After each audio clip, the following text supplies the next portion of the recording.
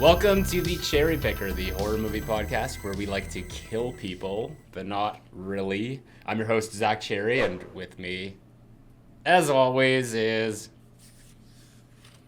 This house is clean. Eddie of Edward is Truth. Mm-hmm. And it's Poltergeist. Poltergeist today. It's 40 years old. Was released June 4th, 1982. And why don't you tell us what Poltergeist is all about? Life was very pleasant for the close-knit Freeling family as they took root in a suburban neighborhood in Southern California, digging a new swimming pool and moving through the blissfully mundane, as many middle-class American families did in the 1980s. Then a host of otherworldly forces began slowly to make their presence known.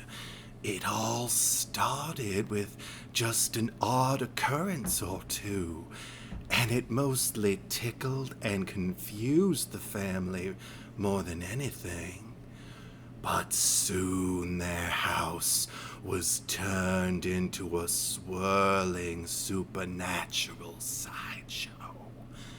The forces at work were anything but friendly, going so far as to abduct the youngest child, Carol Ann, who could only travel invisibly through an adjacent spiritual realm and communicate through the white noise of a television set.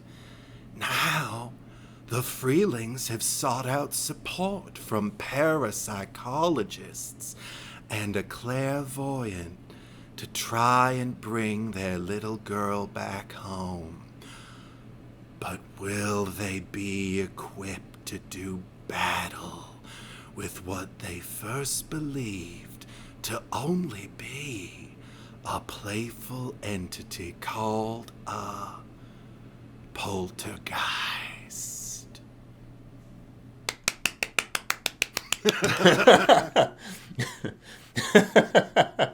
That was I'll always end with the title. I will always try to. Roll credits. Yeah. There you go. Very nice. Very nice. And unexpected, yes. Where did that inspiration come from? Where do you think? For people who haven't seen the movie, there's a character named Tangina Barons, and she talks like that. She's awesome. She's everywhere. Zelda Rubinstein, yeah. Zelda Rubinstein, my heart. So, okay, I hadn't seen this in a while. No. I most recently saw the third one, and when I say recently, probably like 2 years ago at this point. Oh, okay. But I literally just watched it right before we started doing this because I had a long night and day, so I was not prepared. But I don't know. I was really enjoying this movie. This is okay. This is not a perfect movie. I mean, what is a perfect movie? But there's a flaw in this. And again, I forget which episode we did this with where I was just I don't know why I don't love this movie because there's something that could be better about it. And I feel that way with Poltergeist. So, oh my God. I don't know if that's controversial or anything because I think that the beginning is amazing. I was so hooked into it. My phone was in the other room because normally I'm really bad for having my phone with me and just scrolling or whatever while I should be watching something. But I left it charging because it was on low battery, and I was so engrossed by the movie. I'm just I don't need my phone right now. But then it did get to a point where it's just I'm gonna go check on my phone. And that's the middle lull, after Carol Ann goes into the other dimension, because I feel a lot of the shit that just happens, when they get what the scientists and all that, and they come to the house, and not a whole lot is happening. And it's not until the end when Tangina comes in that it just gets exciting again for me. And I don't know if it like is there something wrong with me or not, but like everything like I this is the thing, like I get that like the inciting incident of this movie is Carol Ann going like getting sucked into the other dimension. But it's like it happens so late in the movie that like what I really love about the beginning of it is just like we're just watching like this everyday American family just going about their life when just like it's almost like it has a very paranormal activity vibe about it. That's kind of like okay, this is the thing that I kind of picked up on it because I was seeing a lot of like, oh, like Paranormal Activity stole that from this movie, and then I'd see like Insidious stole that from this movie. So I was like seeing a lot of like reverse references, and like I liked that, but like that's kind of like what I was enjoying about the beginning of the movie because it did feel like the sort of Paranormal Activity setup, except good. Story for anyone who loves Paranormal Activity. It's okay, but no, they were it was because I mean it's found footage, but I mean this was like the real movie version of Paranormal Activity, and I was totally digging it because I liked the family, like they were interesting characters. I loved everything was happening, but then once it sort of like got to that point where the gear shifted, it just felt like for maybe like a half an hour in the movie, I was just they were just biding their time until like the climax or like the false ending, we'll say. God. Okay. Yeah. 4 stars, 4 out of 5. But all right. Yeah. Yeah, you and I feel differently. Good. Because I absolutely adore this movie, Yeah. and it's one of those movies that I don't even remember the first time I saw it. It's that much like in my DNA. Like it was just kind of always on, and I always had access to it. I think it was I don't always remember on. ever being. It was always on like TBS Superstation. Well, you're younger than I am. I had By it like on what? Like VHS. 5 years? Give me a break. Well, I was watching it when I was in single digits. You weren't even born yet, so there's that. But okay. it's the yeah, it was in a VHS that like my dad taped off the television off probably Select TV or on like before we had HBO and all of that shit. Like I'm talking like VCR that you press the eject button and the little tray rises up and you pull the VHS out. But anyway, so it's just kind of always been there. I really don't remember my first experience with it. I don't remember ever being terribly chilled by it either, but I do remember getting that kind of rush even as a kid that like, oh, I'm watching a scary movie, and I rode the wave. It seemed, I mean, because there's so much to unpack, but I'll just speak to like what you've brought up so far. I don't feel the lull to which you're referring in the middle of the movie.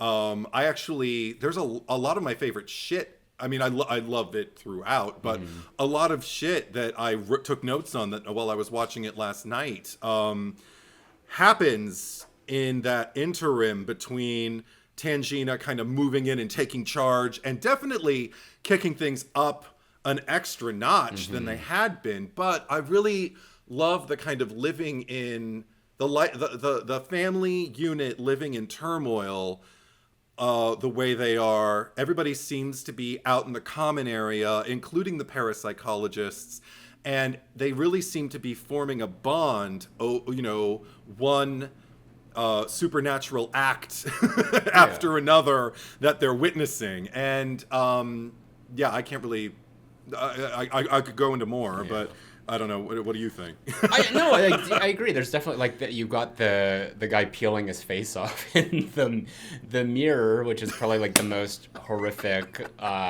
imagery that we've gotten. Like all like the maggoty meat and stuff. I feel like we're taking from Suspiria there. But it's like I enjoyed it. I just felt that like it.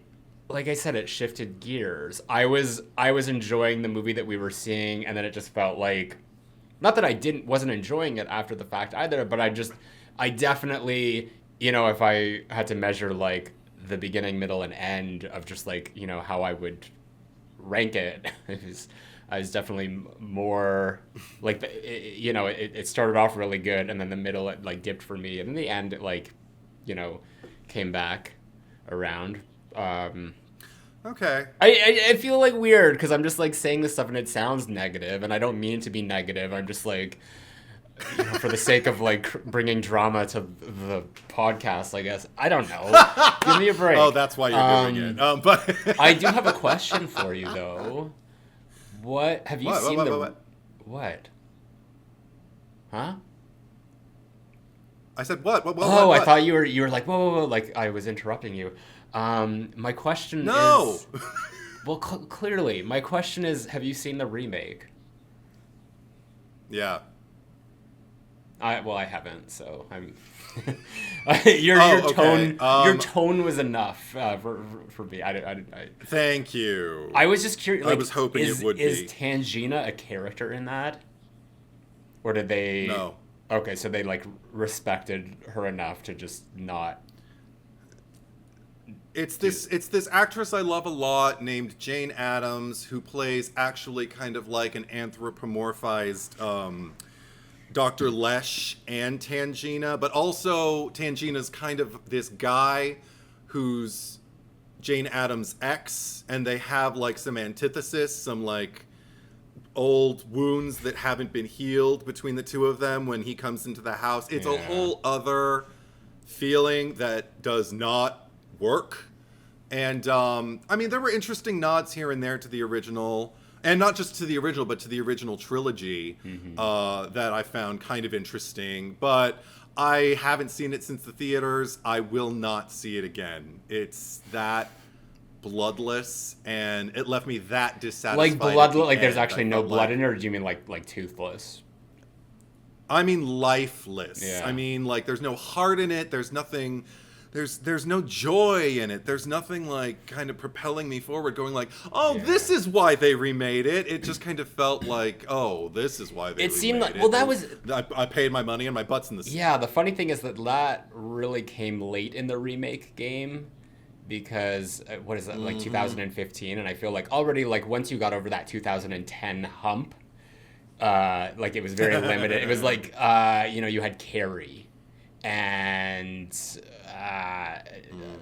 I'm not even going to include Evil Dead in that because that's its own thing. But yeah, I still don't think there's been anything since Child's Play, which is good. Like, leave it there. Like, don't screw up anything else at this point. It's all about the requels now anyway. I mean... But, maybe that's what we'll see. We'll see a requel. I'm happy about that. We'll see a requel of Poltergeist. Ooh. I wonder how they would do that and who they would focus on. I mean, I know...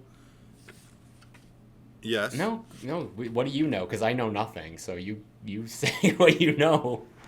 I saw an interview somewhat recently, like over the pandemic, that was shot via Skype or Zoom or something like that with Oliver Robbins, who plays Robbie. Yeah. So he's still around and kicking. Like maybe there could be something about, and Robbie doesn't even have to be like the central figure of it, but maybe he could be like one of the last men standing. And you know, we still got Craig T. Nelson and still got Jo Beth Williams, you know, around. I'd want to see her back. Maybe you know, she was my. I mean, besides Tangina, Jo Beth was my favorite.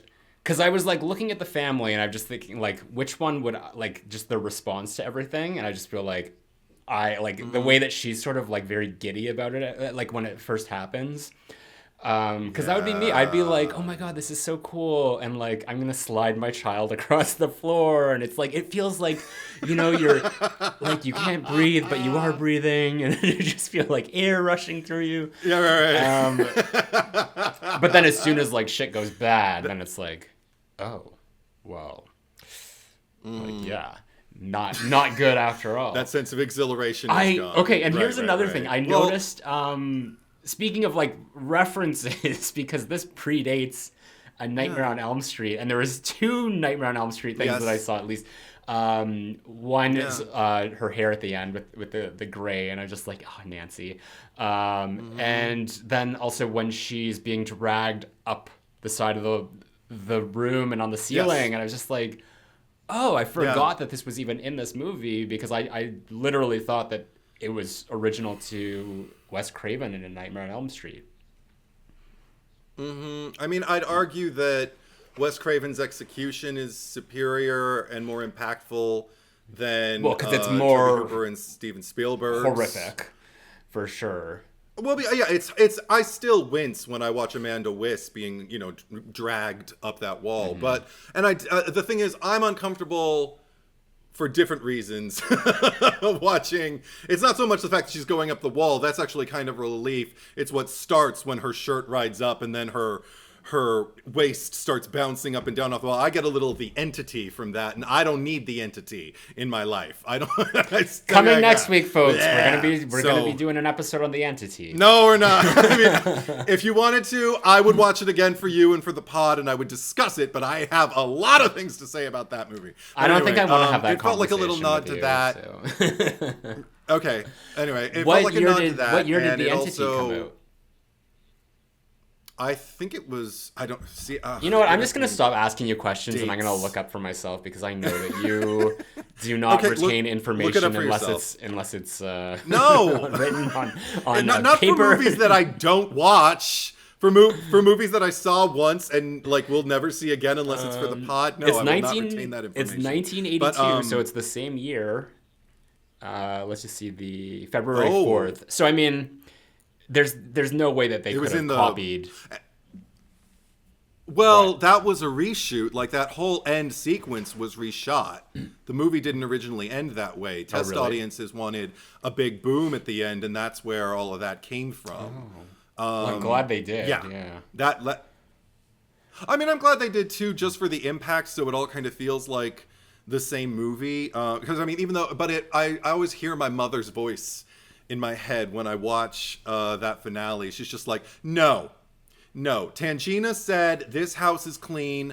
I want her to be good at her job, and I think she would be. She wouldn't have said that if there was still a chance of something happening. I'm just hearing my mother's argument in my head. It definitely the ending undermines Tangina.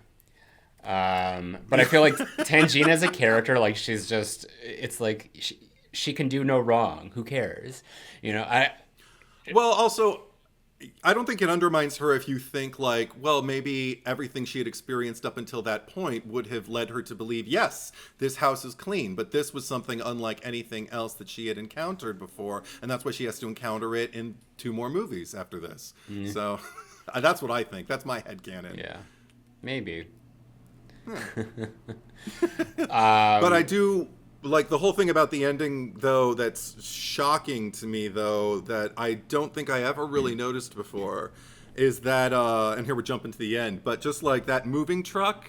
So my question is, that moving truck in the scene toward the end, it looked loaded.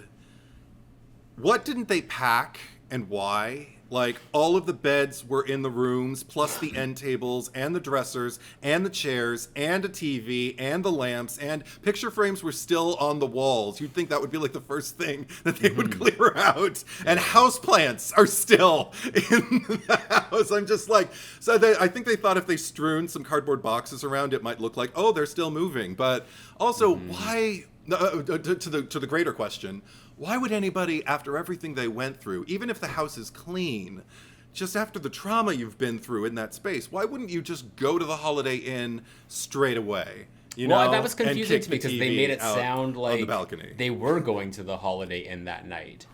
But then she was like, right. Okay, kids, tuck yourselves in. And I'm like, okay, because she's got to, so she's got to fix her hair. And why? She looked, I mean, as she said herself, she said, yeah, I look kind of punk. She looked good, But, that's neither here nor there. She had to change it. And maybe that was the ending. That's why they, initially it was, but then she came back for reshoots and they're like, we don't have time to put the gray in your hair. So this is what's going to happen. You're going to go and dye your hair back and then blow dry it. And that's where we'll pick up with you again. I mean, it gives her something to do. It feels, yeah. Did she have the gray hair in the sequel?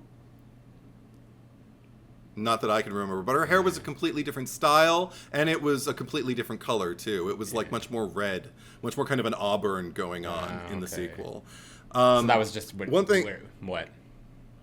No, that was just yes.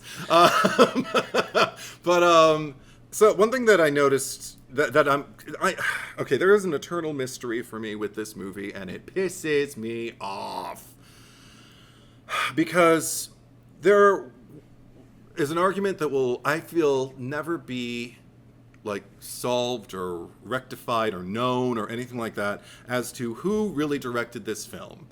Many people who worked on it have attested that Steven Spielberg, in fact, directed the bulk of it. And that and even when I watched interviews with Steven Spielberg at that time, you know, he's very intense. He's very much a director anyway, so he's got that energy, but he talks a lot about his own intentions, the way a director would, the way you never hear producers talk about movies that they're producing. Yeah. But then I was looking, because I remember the legend was that Tobe Hooper was really, really upset about having the reins basically taken from him on his biggest project up until that point, you know, biggest budget, biggest like visibility and all of that, biggest stars and whatever. And then I was looking for footage and interviews with Tobe Hooper since yesterday, just to find any inkling of something he might have, you know, mentioned that sounded like bitterness or some kind of cheat that he experienced in the production or pre-production or post-production or any of it. And I couldn't find any. He talked about it with as much heart and love and affection as he did any of his other projects, and didn't even bring up Spielberg. Now, maybe there's something written somewhere that I can't access. I do have his book, Midnight Movie, which is fiction, but he's plugged into it. And I looked for, I could have sworn there's a reference in this to Poltergeist, because he's a character who talks about what a heartbreaking experience it was for him. And I looked for the quote. I couldn't find it. I need to reread the book anyway. I barely remember it, but it's a good book. Yeah. But anyway, I started a list. I did 2 columns for Tobe Hooper and Spielberg, and I just went off my eye and my gut. What did I feel as I was moving through this movie? Like, what did I feel like? Ooh, that might have been Tobe. Ooh, that might have been Steven. And my Spielberg list is overwhelmingly full. And my Hooper list has a lot of, like, kind of question marks, you know? Like, could he might have come up with this or that? And, like, I feel like the symbology is closer to Tobe Hooper with all the references to America and to the fact that he even opens with, like... Yeah, that's what I was thinking at the beginning, because it was just like, you know, going from Texas Chainsaw Massacre, we're, like, looking at different aspects of America at the time. Right. And I actually, like, I put the Blu-ray in because I was still, like, doing stuff, and I guess it was one of those Blu-rays that doesn't have a menu and it just starts right away. So all of a sudden, like, the Star Spangled Banner came on, and I'm like, where's that noise coming from? And I went and I looked at the TV, and the screen was still black, so I was confused for a second, and then it, like, you know, the TV static came in and all that, so I'm like, okay, I get it now. And then I was just like, yeah, that does seem very Tobe Hooper. I mean, I'm not as familiar with his movies. I mean, other than the first 2 Texas Chainsaws and this, I don't think, like, other than maybe, like, some collaborative anthology horror, I'm not as familiar, like Body Bags here. I've seen. I've seen the Funhouse. I saw that Force. One, but I definitely, like, going through it, I'm just like, this definitely feels more Steven Spielberg. So it's funny that you did bring that up. Because it does have, actually, this reminds me of, because I looked it up, because I'm just like, this is not an R-rated movie. And this came out before PG-13 existed, which is kind of the middle ground between PG and R. So the MPAA initially gave this movie an R, and then on appeal from Steven Spielberg and Tobe Hooper, they were granted a PG rating. And I can see why, because I mean, this is what I got from it, because I was thinking back to the finale of Chucky season 1 where they're like doing the charity benefit and the mayor's like, who's ready for some like G-rated horror? And I'm just thinking like, it's PG horror instead though, because it is so like family friendly and all that, and that's what I loved about it. Like I didn't need any of the I love the intensity, but like I didn't need the scene where he like peeled his face off. Like that was definitely Tobe Hooper, if anything, in there. Like I mean, if it was Steven Spielberg, it's like the Raiders of the Lost Ark, where their faces are melting. But what year did that come out? Now, never mind. Sorry, I'm not allowed to ask you that question. Thank you. But But while you're looking, I want to say, like, because, I had the same experience with Star Spangled Banner immediately. Because also it felt like a very indie horror, or just indie movie, like, kind of move. Like, you know, a very unconventional way to open up a picture. And that just, I don't know, it just screamed Tobe Hooper to me. And because the list is so short, I can go over some of what I have for By him. the way, 1981 for Raiders of the Lost Ark. So a year before, when Spielberg was producing that. But, no, so, okay.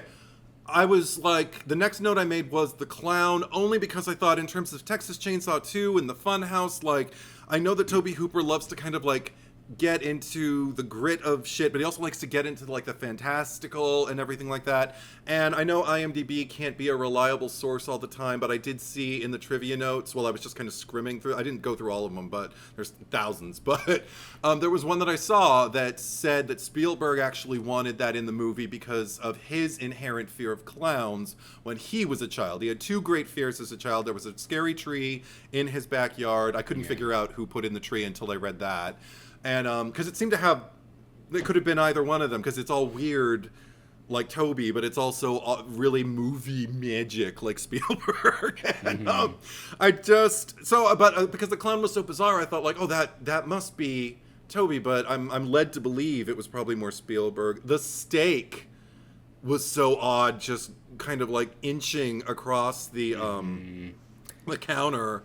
It's one of the most memorable things for me that happens in the movie. I actually, when I went to the Poltergeist maze at Universal Halloween Horror Nights a few years back, I thought I was going into the Poltergeist remake maze. And my sister and I got to the exterior of it, and it was the house, like with the big long like roof and like the, you know, the caved in doorway and everything like that. Yeah. And I immediately got really, really excited because there was like almost no line. So I'm like, oh my God, it's Poltergeist. It is Poltergeist. It's not like, oh, well, we've got this new movie, so let's have this maze to like advertise it. No, it's like the Heartland. And then you went in, and one of the things that was in there, you walk through the kitchen and there's a fucking steak inching its way across the counter. And that's it's like, so cool how they do that. I know, right? It's just like, fuck, it's so bizarre, and I don't even know.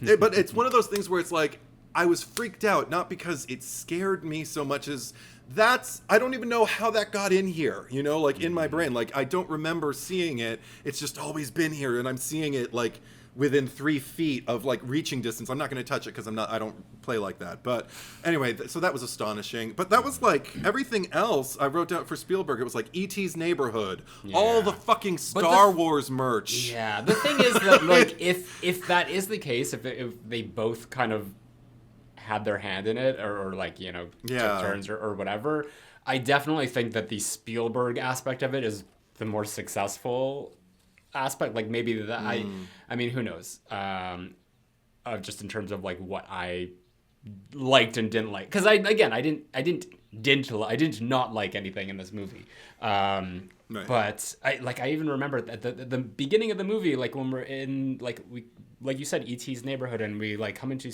the suburbs, all of that was like resonating childhood memories for me and things like that. I'm just like, oh, this is like this was my neighborhood, or not that exact neighborhood, but just like I remember that we lived in a neighborhood where it was all like duplexes, so it's like every house looked the same, but it was all just like the two houses in one. And I just remember like playing in the streets with my friends, and we see like the kids with the cars, and the guy, the fucking middle-aged man on his bike with the beer. Right. And I loved all that. It's like Sunday like afternoon, they're all watching the football game, and there's the thing with the TV channel changing, and I wasn't sure, was that the Poltergeist at that point, or was that the neighbor? Because they kind of, when the neighbor came out, he started doing it, like it kind of debunked any possibility that it could have been the Poltergeist, changing it to Mr. Rogers. But I loved how they're like, who is this guy? Yeah. No, I actually love that the way it's conducted, because for me, I just get kind of like, oh, just a regular family on a regular day. Oh, look at the antics. The neighbors, they hate each other, but like in that way where it's Tweety Bird getting flushed down the toilet. Right. And... like you can literally almost hear like a laugh track against like some of these interactions between the members of the family. It's so kind of like, oh, lackadaisical. Oh, I look loved at that it though. Zany family. No. I'm not criticizing it at all. But what I'm saying is like that's the part of the movie that I loved. I love that like we introduced horror into it. So maybe in that case it is good that like if they both had a hand in directing it, because it was sort of like a collaborative thing where Steven Spielberg would have been like, okay, I'm not so good at like the horror stuff, so I'm gonna let you kind of do that, but I'm gonna like paint this like picture of this like idyllic American family, and here we are on like Sunday, and everyone's doing their own thing, and then the bird dies, and it's just like not a lot like actually happens at the beginning of the movie, but you learn so much about all of these characters in like really no time, or like with nothing happening. And that's what I love about it, because it's like we're watching a movie about nothing, where something's about to happen, which is like, again, going back to the paranormal activity aspect of it all. It's just like that's what makes such a fascinating movie for me, because it's like we don't know what's the horror yet. That's like we just see this family, and then it's just like gonna kind of slowly creep in there and do its thing. I'll say the same thing, but in a different way. As you do, yeah. As I usually do, yeah, right. But I mean, because one of the things that I for me, it's not so much a movie about nothing. I mean, because you know me, I love behavior-based cinema anyway. But also, I don't mean that about nothing, but I just always go back to the Seinfeld show about nothing. I know. Yeah.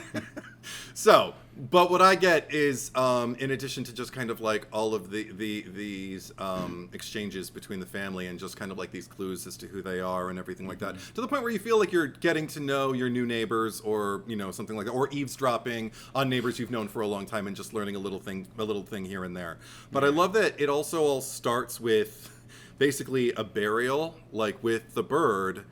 I was going to look it up and I didn't get a chance to, in a King Edward Imperial cigar box. Because I was wondering, like what is there some significance to the markings on the cigar box? And I'm thinking King Edward Imperial. I mean, okay, so it's like, I was looking for layers of symbolism in addition to like that Star Spangled Banner feel, to like, what is this saying about Americana? And the King Edward thing, the only thing I could get without doing any research is just an allusion to England, like being a place of history that like people escaped for religious freedom and ended up making people suffer who were indigenous to the land they traveled to.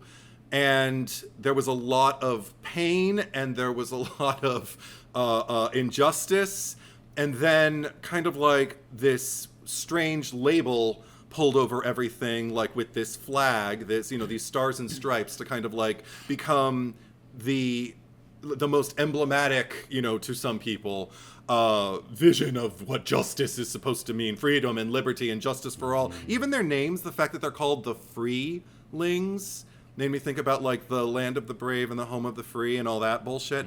But I mean, and then the fact that this cigar box gets desecrated first by the family dog, and then by the tractor that's digging the pool. We see the box literally fall out, to kind of like set the stage for like all of those other coffins that are going to pop up later in the movie. I love how they just conveniently like missed all of them too. Yeah, right. But that was like his, because he was like, there was some like argument they were having, not an argument, but he was just like saying why the pool had to be here or some nonsense early on, remember? Yeah. Because he was like, Yeah. oh, like diving or whatever, and yeah. Or something, yeah. But I did notice also, they had more than just the one cigar box, because the other one was where they kept all their weed. Yeah. And that was another thing. I was Yes. just like, I don't remember them like rolling joints in bed and shit like that. So it's just like PG. Well, it's one That's of those probably the things thing that where they had to fight with the MPAA on. Well, it's also another one. Well, at the same time, I don't know, because it's also one of those things where it's like, I think they figured kids wouldn't know what they were doing, so it just go right over their heads, like in a very 80s way. And I didn't know what they were doing when I was Like a the kid. way that Jo Beth Williams says at the end, like, she won't remember any of this. Yeah, right.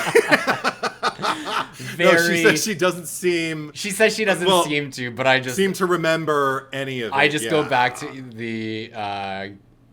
Sue Snell's mom in Carrie. Mm-hmm. What was the other one you mentioned? In Exorcist. Oh, Reagan. That's my holy trinity. Yeah. Of denial. Yeah.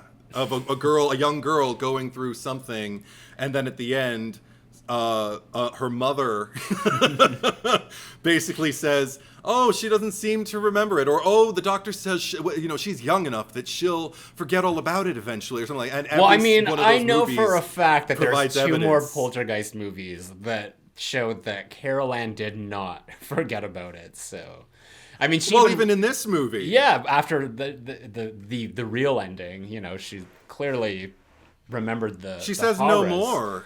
Yeah. If she says no more, then she knows it happened before and she hasn't forgotten it, but she's probably done what a lot of young kids do and just suppress the shit out of it, especially in the US. But, because there are other things I noticed, like Robbie reading a fucking Captain America comic, and Steven in bed when they're smoking the weed, he's reading a Ronald Reagan book. And right. There's just all of I know, these allusions like, to when Americana. I started watching it, I was just like, there's clearly a lot of symbology here, and I don't have the time to. I mean, I need to watch this and like absorb it on a a basic level of understanding what it is we're going to be talking about for this. So I did not dive into any sort of symbolism other than the fact that I'm just like, there probably is some. So that's all I can contribute to that conversation. Okay. But I wanted to get back to the because we were talking about the requel. Because this kind of goes into, I mean, like, all of their kids are dead in real life. Because the actor who played Robbie, he's the only one that's still around. And that's kind of goes back to, like, this is one of those films that is allegedly cursed. Although people say, like, oh, it's just coincidental. Because, okay, like, the first one, which is, like, the most tragic, is the Dana, the older daughter. She was murdered by her boyfriend at the time, and this happened 5 months after the release of the movie. Yes. And I don't remember what the excuse was as to why she wasn't in the sequel. She's at college. Okay.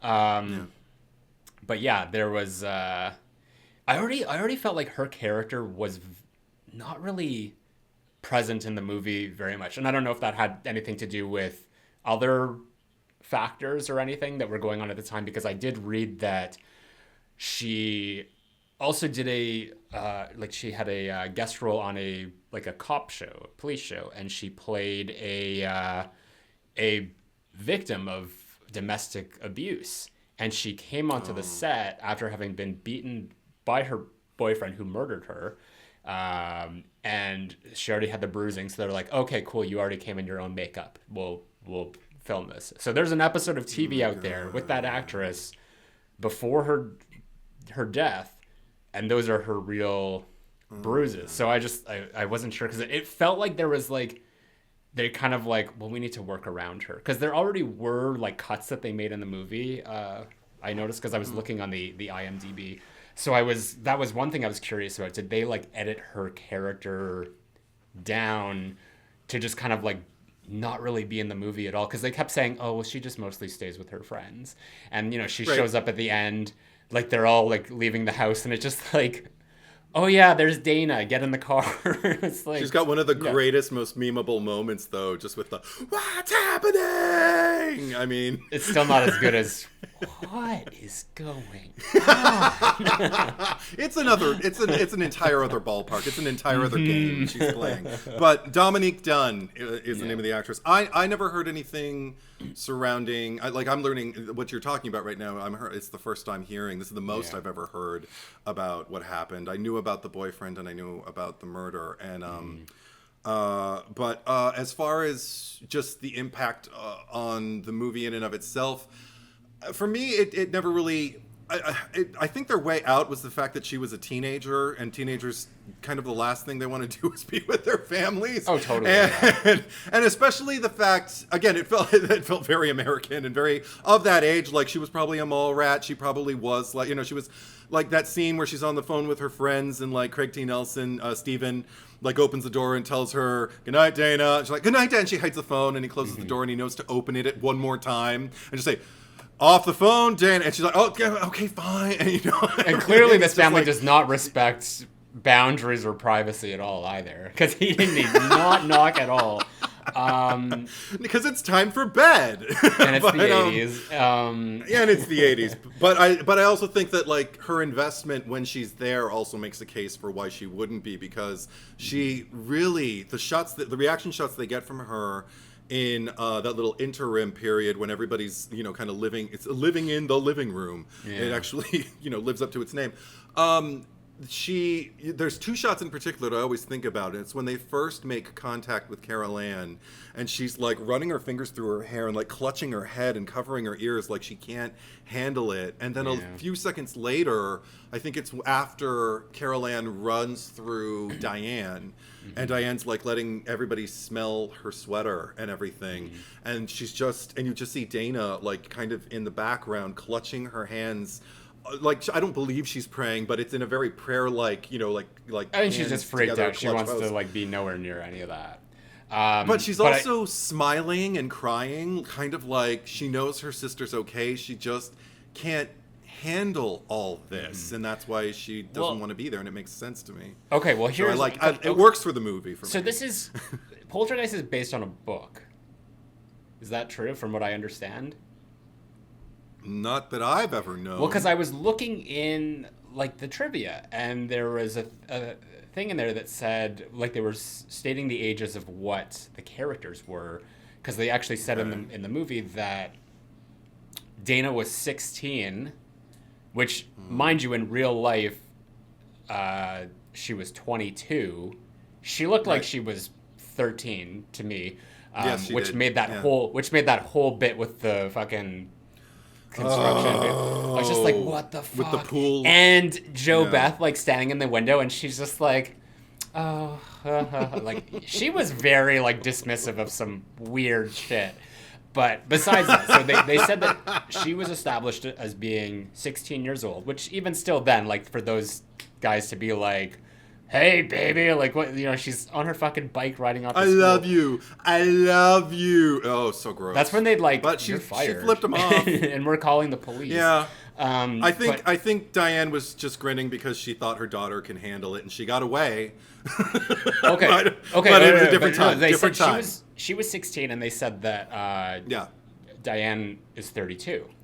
So there was a thing like on the IMDb, and again, I don't know how accurate this is, because they said that the reason like the ages were that close together, because it would suggest like she had Dana when she was 16 years old. They actually said that Dana was not, or Diane is not her mother, and it's like her stepdaughter, and it's from Stephen's first marriage, which was in the book. So that's why I asked, like, is there a book? Because it was that's part of the canon of the novel, I guess.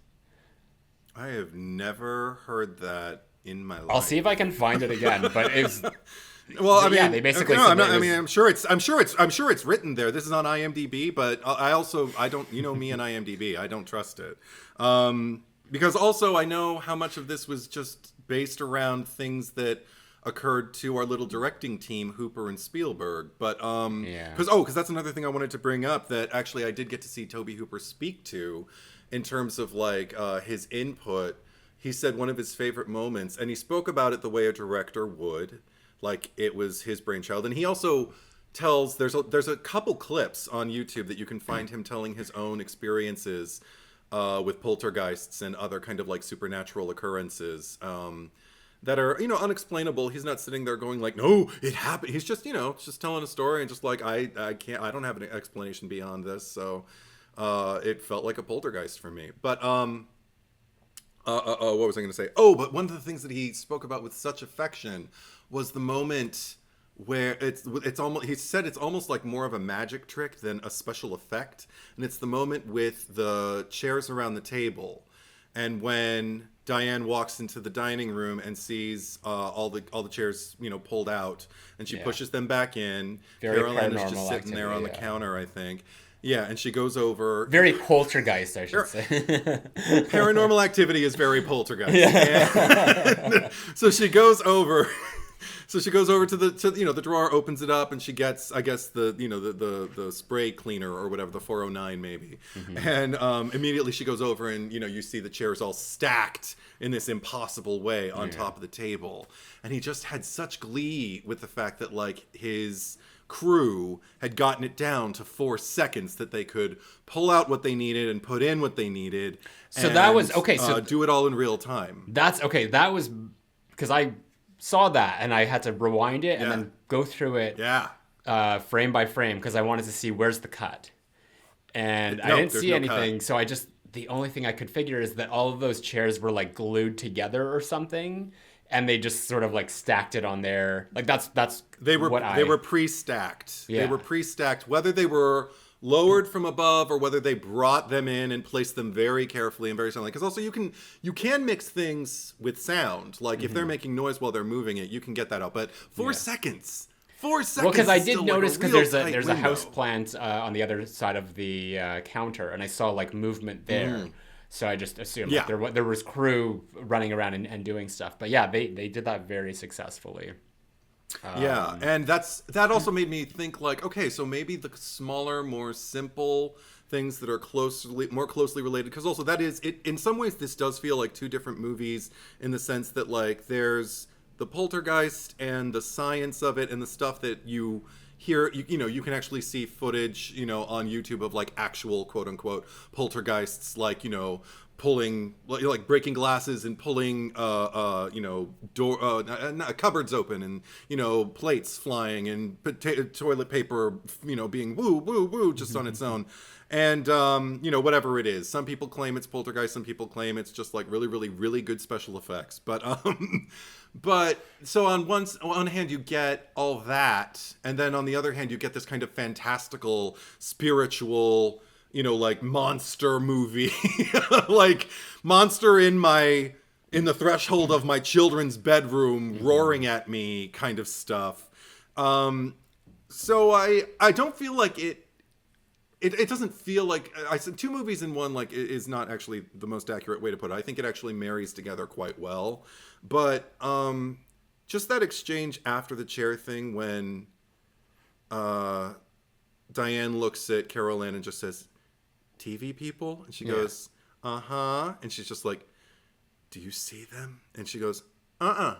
Do you? And she says, but that's what I love about, because she's like, Diana's so like engrossed in it. She's just like, this is so, like, they've hit, and like, I think my favorite is like when they go over to the neighbors, because they're just like, I'm just assuming that they got really high right before that scene too. Like not the actors, but just like the no, the characters. Steven and Diane, they just like, because they're like, we should go ask the neighbor, and they're just like, okay, but we need to like smoke a lot of weed. They went over there because they could barely get like a word out of just like, have you experienced any I don't know how to say this, but and while they're getting eaten by mosquitoes, and they're just like, oh, it's like, we were losing a pint of blood a minute there.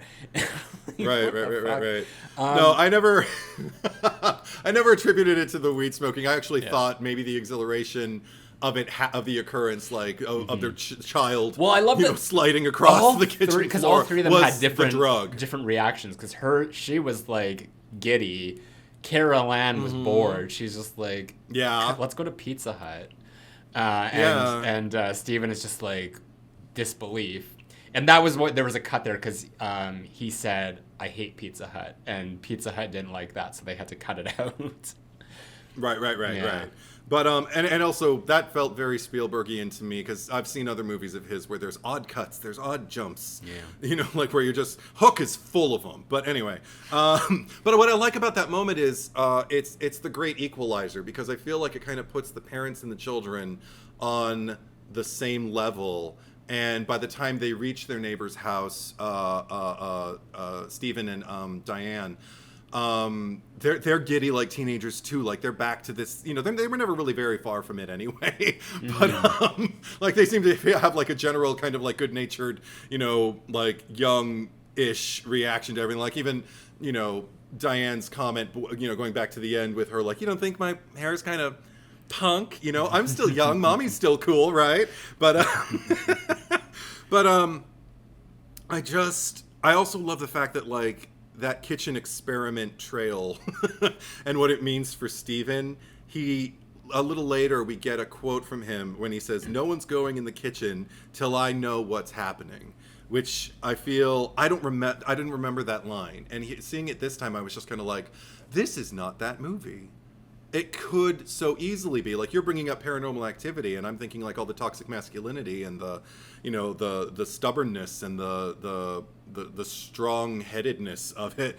And what I love about this movie, actually, what carries me through that midsection is the strength of, you know, and then into Tangina's part. But even before that, I love Beatrice Straight as Dr. Lesh, and I love her creating that bond with Diane, and I love the fact that they're speaking frankly and building this friendship, and even to the point where by the time we get to her passing, Diane passing back the empty flask to Dr. Lesh, and Dr. Lesh saying, you know, I'm going to leave Ryan here.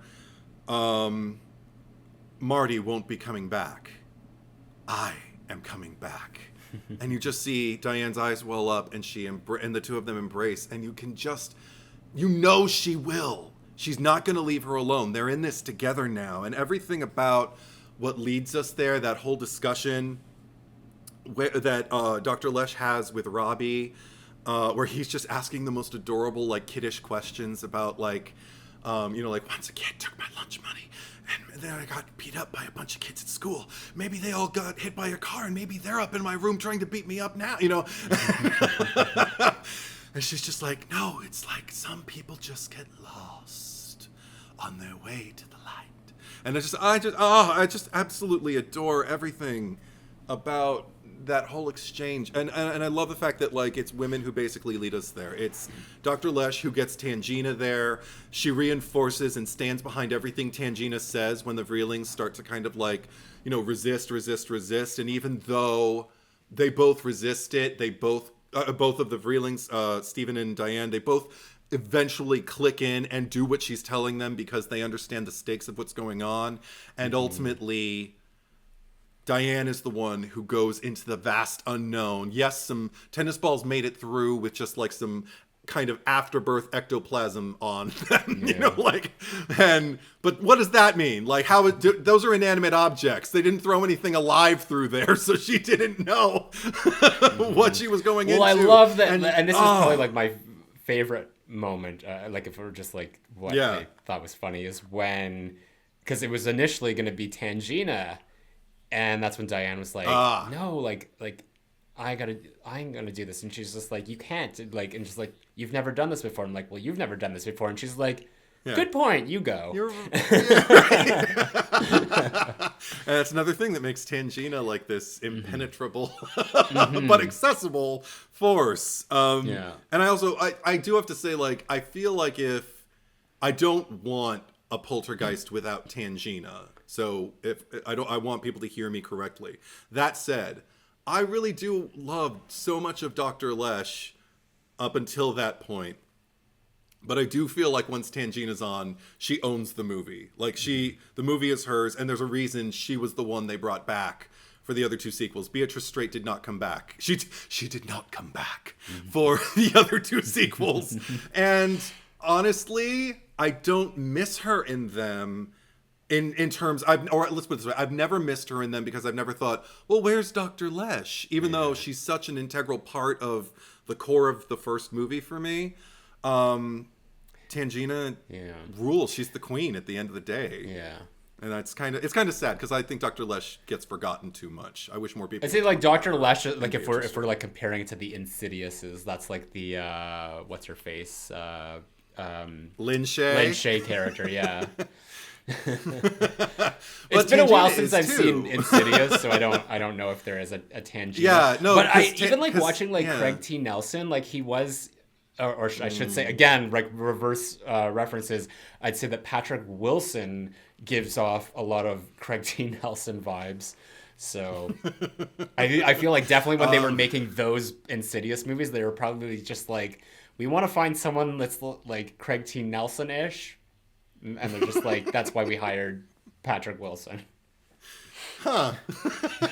I mean, I love them both. I don't know if they're really alike, but Craig T. Nelson, God. Okay, that's another thing. It's just he and Joe Beth Williams, any scenes they share together on screen, I never doubt that marriage exists and that they're actually husband and wife. They are so fucking good, like on a like microcosmic Who plays level. the remake? It's Sam Rockwell, and who plays the mom? It was somebody good. I can't remember her name right now. Good, but like too good for that movie. She's the Rachel in Rachel Getting Married. I can't remember what her name is. She's a really, really good actress. I adore her. I've seen her in other things. This was not a good movie. The remake wasn't. And Sam Rockwell, it's a very different character with homages to kind of Craig T. Nelson in pockets throughout the first and second film, but it didn't work. Anyway, I wanted to get back because we were talking about like the cursed aspect of the film. Because one thing I did want to say is that I guess Drew Barrymore had auditioned for the part of Carol Ann, and Steven Spielberg thought that she was not angelic enough. I heard that too. Which, I mean, he's not wrong. That's why Drew had such a illustrious career before she was even 18 years old. But Jesus. I think what he meant, I don't think he was prescient or anything. I think what he meant I'm going to take it that way. No, of course you would. No, I just think in terms of like her in E.T. and the way she kind of like moved the screen, she was spunkier and she was punk. I don't know. She had more. She was punk. No, she had maybe a little more grit to her. She seemed like a little more earthbound, and I think there's something incredibly ethereal, particularly in the first movie, about Heather O'Rourke. I like her in every one of these movies, though. She always brings something a little bit more the older she gets, and it's such a shame that she passed away too, because she wanted to be a director. She was in that third Poltergeist movie. She was asking 88. Yeah. When did that come out in 88?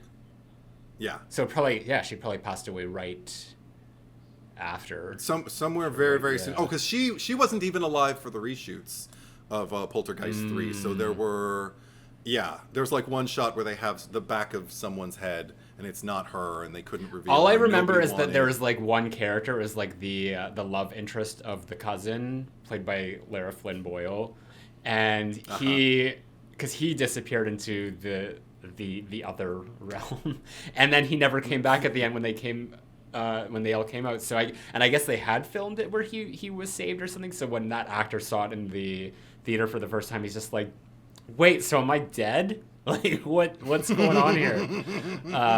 He's not a member of the family, so who cares? Yeah, exactly. But he was a member of like the neighbor's family, and they were, Nobody missed him. Apparently a lot of people do.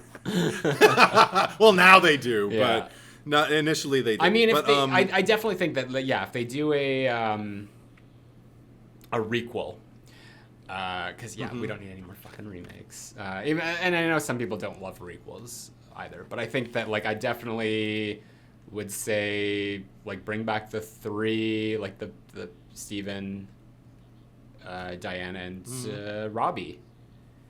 Mm-hmm.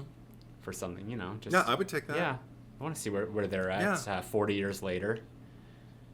Yeah, and again, it doesn't even need to center around them. Like, even if there can just be some kind of like point where they have to intervene in the movie, or they just happen to, and they you have just to, want like, to see Joe Beth come in there like Laurie Strode, 2018. I've waited for this moment my whole life. I'd prefer it like maybe. I see the problem is like you can't 5 cream it because it's not like they have a history with this poltergeist and they're the only ones who can do battle with it, because there's already been one movie where they weren't the ones who were doing battle. But Right. I don't know if they can just kind of like I don't even know. I haven't given that much thought to how a requel would go. But if there was one that was announced, ticket is sold. Yeah, I don't need one, but if one comes along, it's just like, yeah, why the hell not? You know, it's they can't do much worse than I'm sure what they've already done. But then there was also a second cast member who was murdered years later, and I don't know who this character is. He's listed as Pugsley, but the actor who played him. Let me just get the name out here. He was in Texas Chainsaw 2. He played the DJ with Stretch, the guy whose face, Leatherface, cut off, and then he was still alive in the whatever that dungeon was that they were being kept in. LG? Yeah, LG. Oh, I didn't know which character he played. I think he might have been Pugsley. the in the window. Yeah, the one that like is eating the chili and shit, and she's just I didn't recognize him, but I think that's him. Yeah.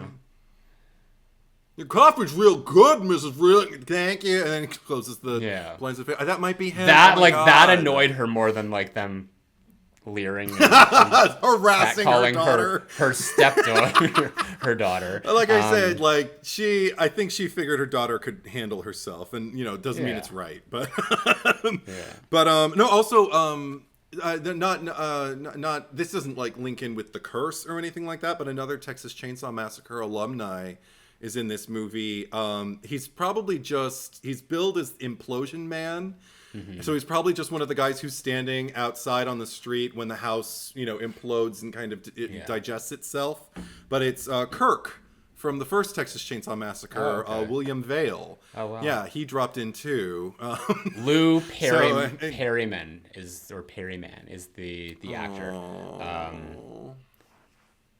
But yeah, Kirk, Yeah, everybody.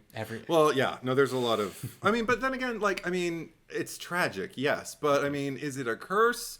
Or is it just kind of like I think people are... crumbles, I think people are just, obsessed with the idea of cursed films. I still haven't seen the one, the documentary. Now there's a sequel, or, a Cursed Films 2, that's on Shudder. I'll see if I can find if the first one is still on there, because I'd like to watch that, and then the second probably one just to maybe that could be one of our upcoming bonus episodes that we keep talking about. Stick around, we got some surprises coming for our Patreon supporters, but well, that remains to be seen. When was the last cursed film? And this is another thing, no matter how legitimate the stories linked with the cursed films are, and I won't get into it because we might do a pod about it, but the thing that leads me to believe that it could possibly be all a lot of hogwash about cursed sets and cursed films and everything like that, just to kind of get butts in the seats, is also how many cursed films weren't horror films, where that couldn't benefit them in ooh, did you hear something fucked up happened on that set? Let's go watch. Maybe it'll be in the movie.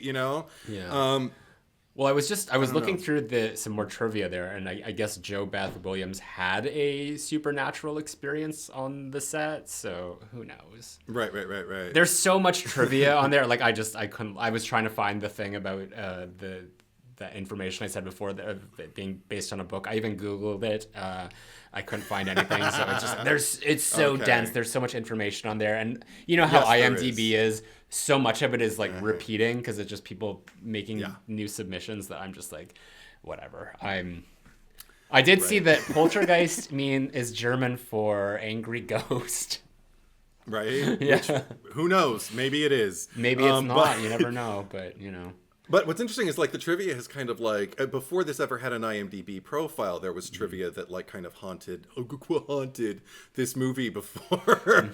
Just in terms of like, I remember hearing at a very, very young age that a non-supernatural experience Jo Beth Williams had while shooting this was that she did not know. She found out after the fact, and she was not happy that the pool that she was swimming in, like, you know, when she kept sliding back in with all the skeletons and everything, a good chunk of those skeletons were actual skeletons of dead people. And, you know, they were donated to for science and, Yeah. you know, and stuff like that. So it was So it's not like legitimate. a Mr. Teague. Was that the character's name? Situation that's where it's him. just like, you moved the graves and you didn't move the bodies, did ya? You son of a You bitch. just moved the headstones! You just moved the headstones! I love that moment. It's also, that good. moment feels so Jurassic Park to me. Like, you know, like just because of the flashing lights and the madness and everything, I could just see somebody grabbing Hammond at one point and just being like, you know, you decided to split the atom and make dinosaurs, didn't ya? Didn't ya? It just reminds me of like the Pink Floyd, like, you can't eat your dessert. You can't have your pudding without your meat. How can you have any pudding if you don't eat your meat? And now that's taking me into like Who Framed Roger Rabbit land with like, stop that laughing. You know what happens when you can't stop laughing. One of these days you're gonna die laughing. Anyway, that was a tangent. Yeah. Anyway, she was pissed, and as I think I would be too. Like, that's something you'd probably want to be informed of beforehand, that you're, you know, sharing water with actual. I mean, it's probably no safer. I mean, her mouth is open and she's screaming in that water. She's swallowing dead body water. Yeah, it's she's gross. swallowing dead bodies like a trooper, but she shouldn't have had to. I was okay.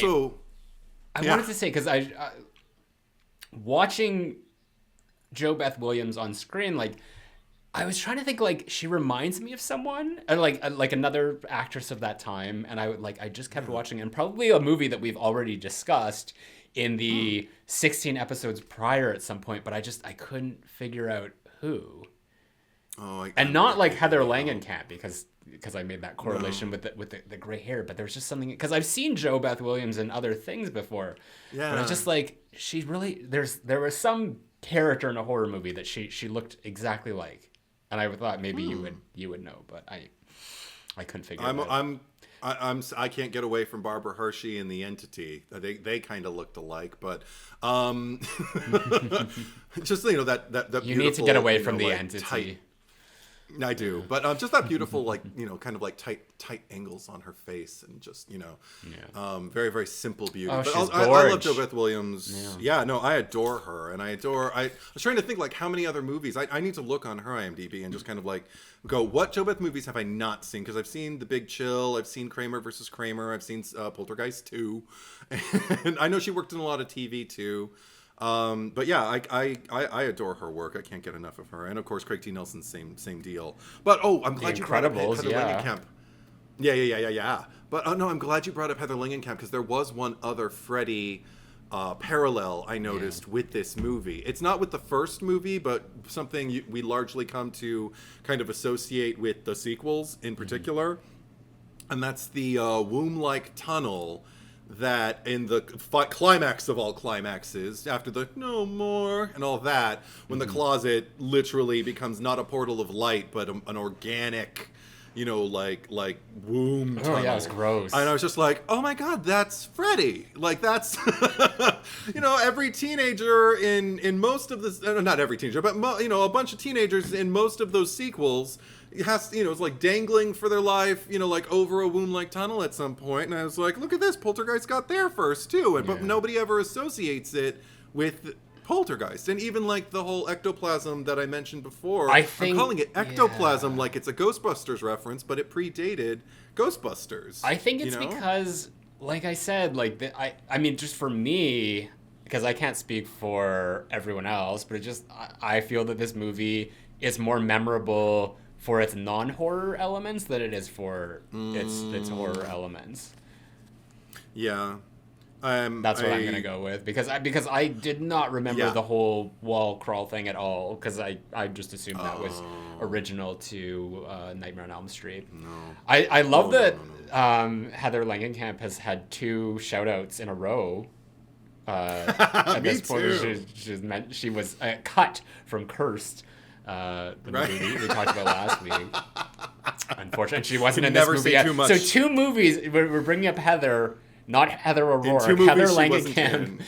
In 2 weeks in a row for movies that she had nothing to do with in the finished product. Well, yeah. Well, I mean, nothing to do with the finished product, but definitely like there's interlaced imagery and smell a Nightmare on Elm Street episode on the horizon? I would love to, sir. You know I would, but hint, yeah. But also another thing, because you know what? That's actually to go back to what you were saying in terms of like kind of the non-horror elements. Even the stuff that relates to the horror, the things that I carry with me the most are the things that are either scientific or interpersonal. Like I love the fact that when Ryan and Marty are first moving into the space with Freeling, and they're talking about you can feel it, you can smell it. It's like an electrical charge. And I'm like, I eat that shit up because, that feels like people, I've seen so many, interviews with people who study parapsychology and who follow poltergeists and go investigating things. And they always talk about how it relates to electricity. And this, the fact that this predates so much of what I've seen after the fact. I mean, again, this movie in and of itself is kind of prescient or at least got the ball rolling on so many things that followed, even in terms of like the content that people were attracted to. And the other thing that I love is I'm sorry, I'm going to go back to the part that you're bored with, but the part I'm not bored with it. Look, okay. Listen, I'm not bored with it. I just felt that it shifted gears, and I was no longer. I mean, like I said, okay. Because I want to get back to this, because this is a great movie. I adore this movie, but there's an ingredient that's missing for me that's keeping it from being a perfect movie or an even like near perfect movie. And I think just it's because like you mentioned like that you didn't think it was like 2 movies in one, but you kept alluding to that, and that's what I kind of recognize there. And I mean, like obviously that's intentional. It's not like 2 movies in one, like Scream 3 or something like that. But it's because obviously it was meant to be this. Like we start off with like the whole like the symbology of America and this suburban family and all that, and then like go into the horrors of what had happened. And I just think like I don't know what would have worked better for this movie for me, because I still think it works well.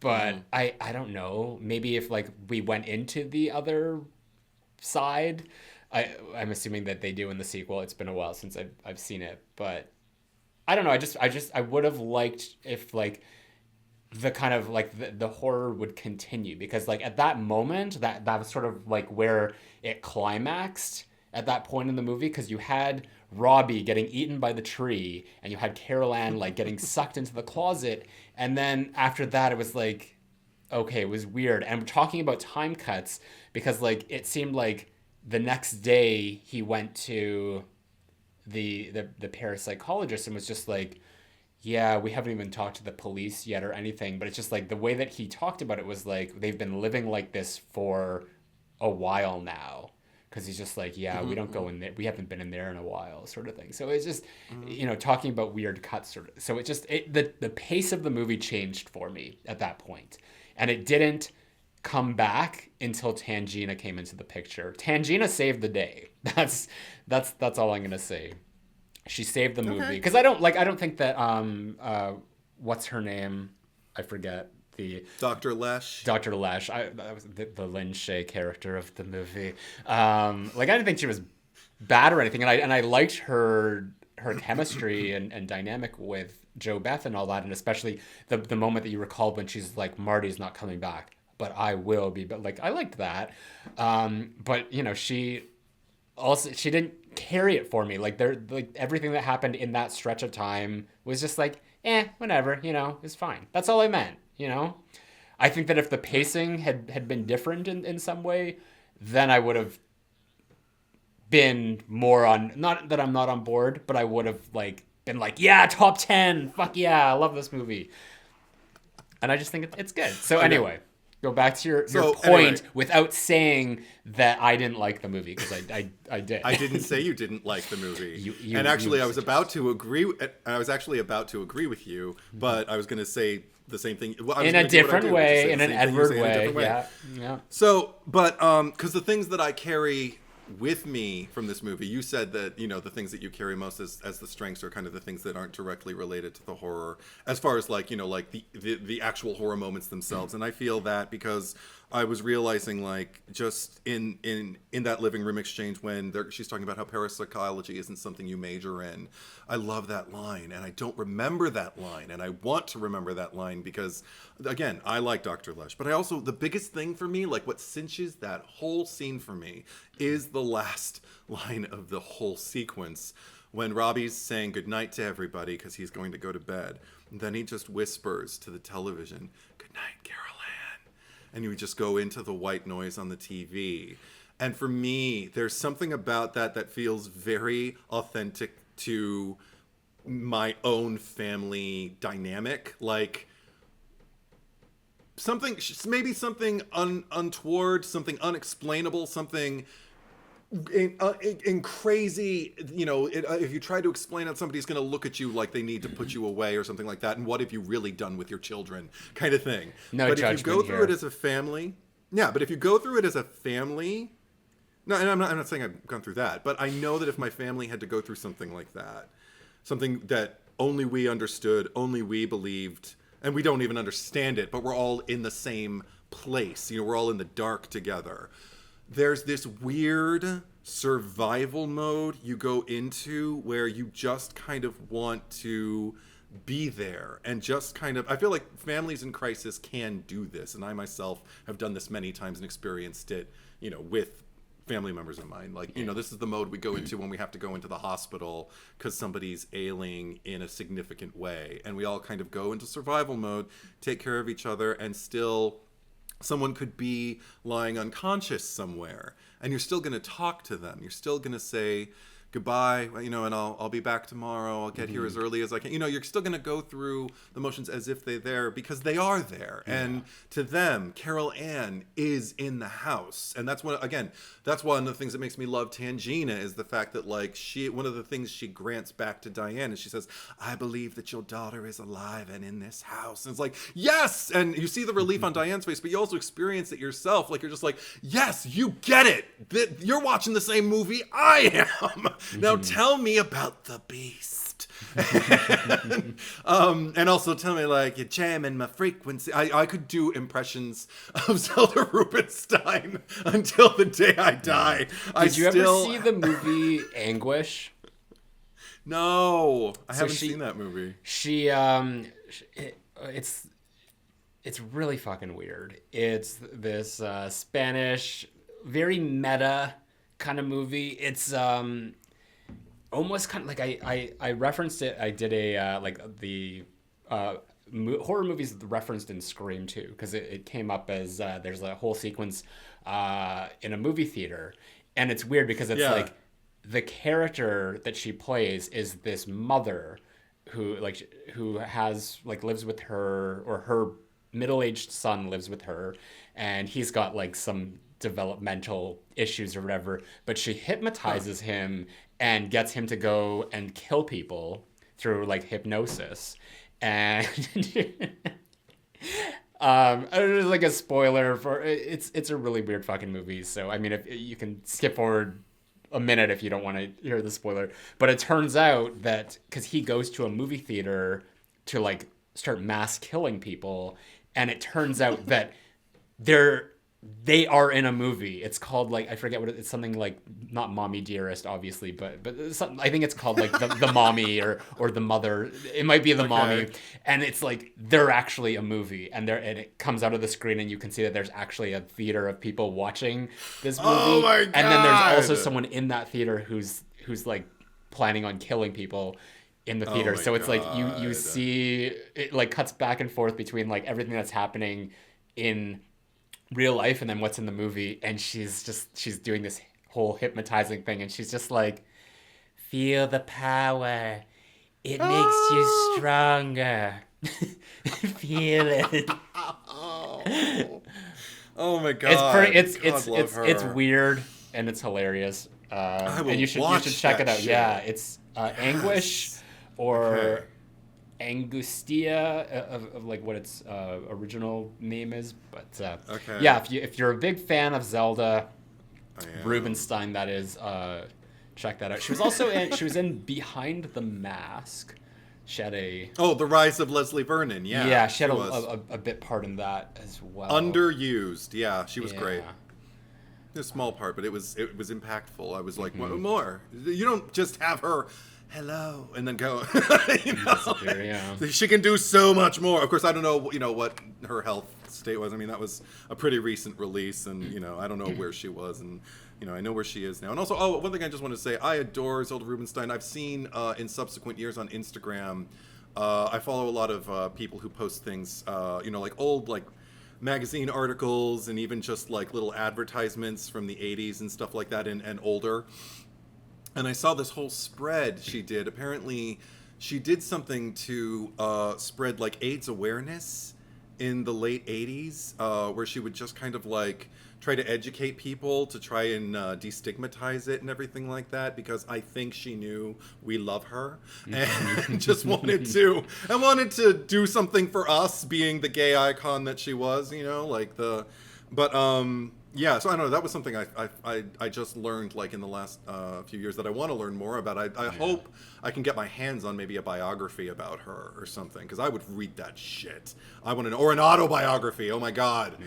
Oh, if she's written a book, okay, I'm gonna make that happen now. Yeah. That's gonna be like my summer project. Look for books on Zelda Rubinstein and buy Zelda Rubinstein. Do you have anything else you have to say? Crossover children, all are welcome, all welcome. Yeah, that's pretty much all I have to say. All right, well then let's get to the cherry picker.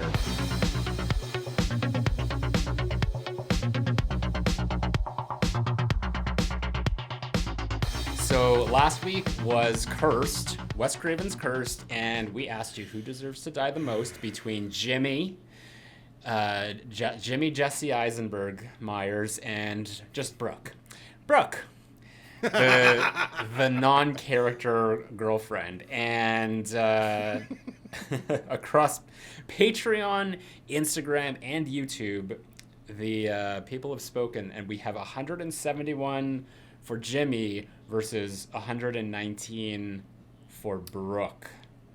Wow. And again, I've noticed this continuous pattern where Instagram is always going against what the eventual winner is. So more people voted for Brooke on Instagram. And so that's the thing. Like, if you're voting on Instagram, you're probably in the disappointed now. Yeah, the minority of who's. Like, it's weird that it works out that way. But I'm curious to see if anyone has commented on this, just in terms of what their opinions are.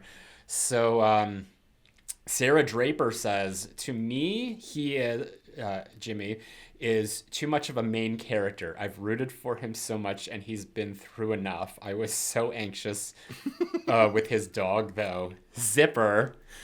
Okay. Was he really? Did he really go through that much? I mean, he had like a bad half a day. You know, like it was. You know, he was turning into a werewolf. He got his home was invaded by his sister's on again, off again boyfriend who was trying to kill him. Anyway, he seemed like you just don't like him. He could handle himself.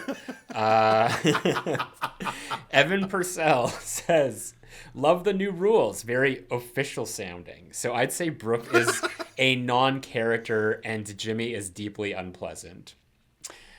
Brooke is definitely Brooke is a non-character, and that's why, like, I agree with everything that you say about Brooke. Like, Brooke sucks. Brooke is an asshole. Yeah. She's a loser.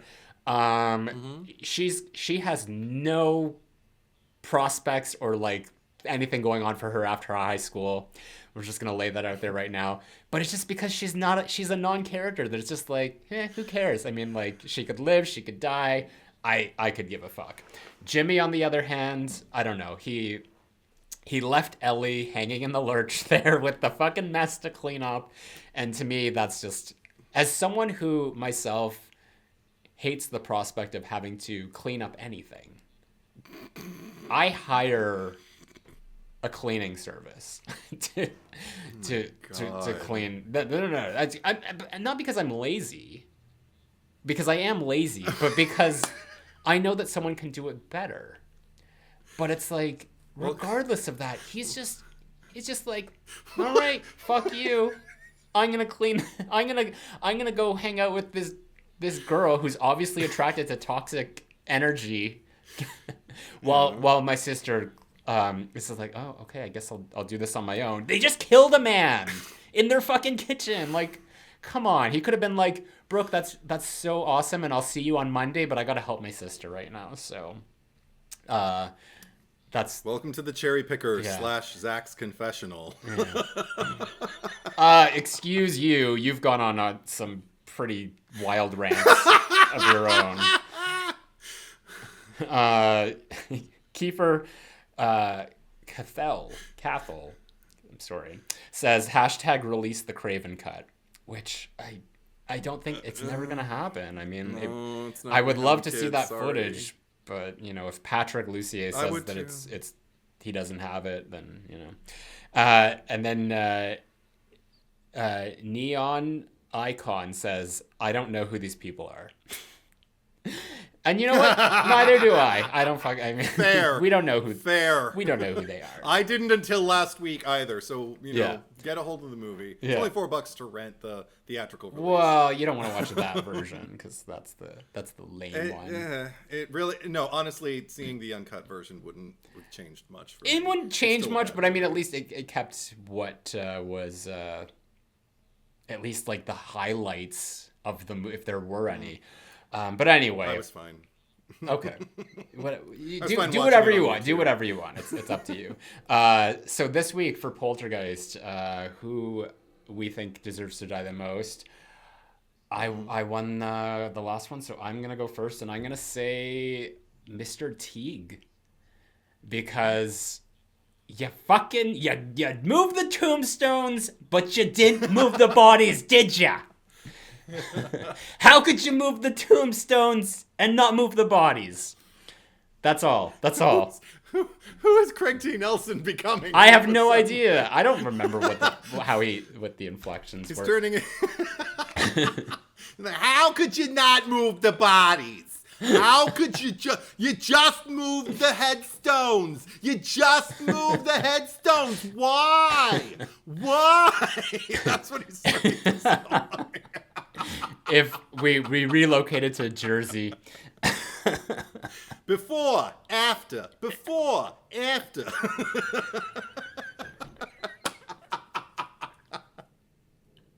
Oh my God.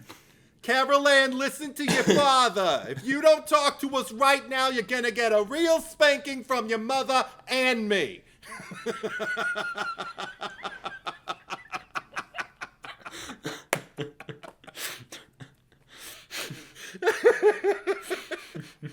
Keep going. Keep going. What other lines does he have? Here, I wrote some shit down. Maybe, I don't know. Let me see. Oh. I mean, look at this. How can anyone in the world have a problem on a day like this? Well, you know, people complain. And then Mr. Teague says, hey, nobody's complained until now. You shut your trap. Nobody's complained until now. You just moved the headstones.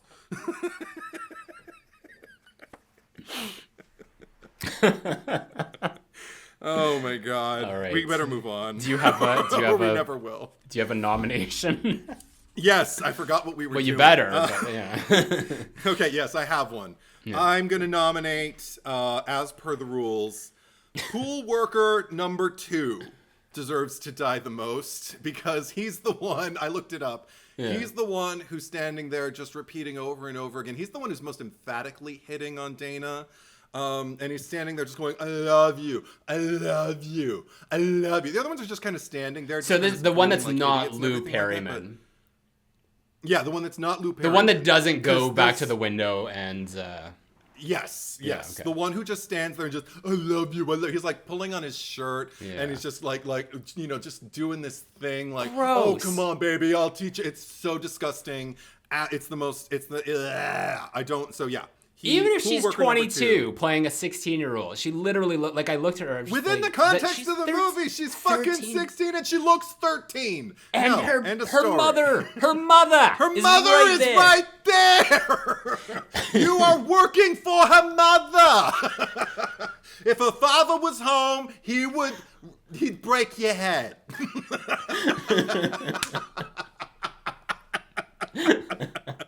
And stop drinking the mother's coffee. She made that special. Get off the phone. Get off Dina.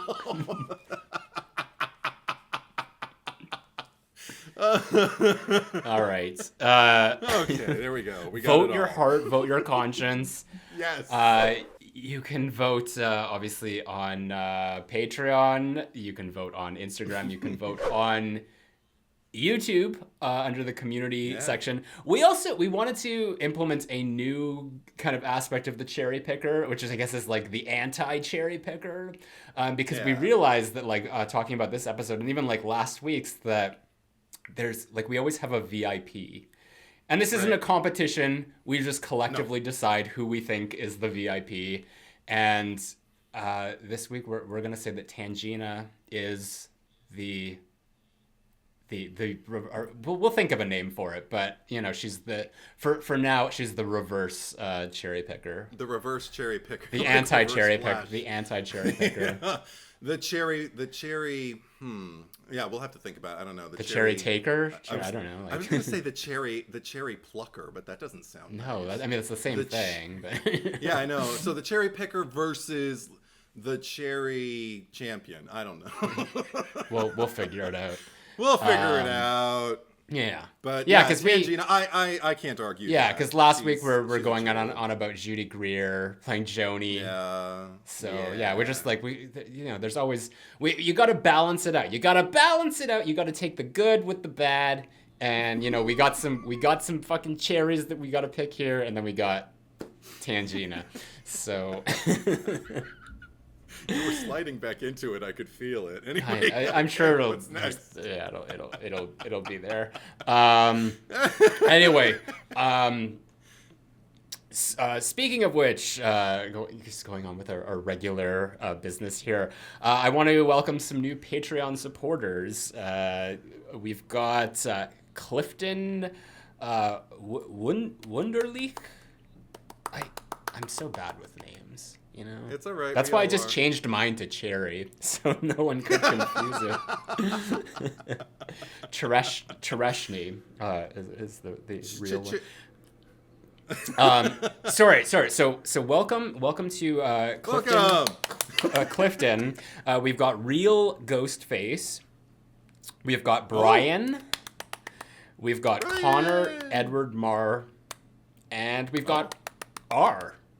I just got the letter R. R. But yeah, thank you. Welcome. I aboard. like it. I like it a lot. And thank you to Andre Felix for he's gonna have a field day with this one. This is with all the technical difficulties we've been having. But sorry I know, everyone. Sorry. Couldn't be prevented.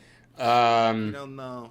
But just a reminder that if you do want to become a Patreon supporter, you will get to see these episodes like the weekend earlier, so it's like 4 days beforehand.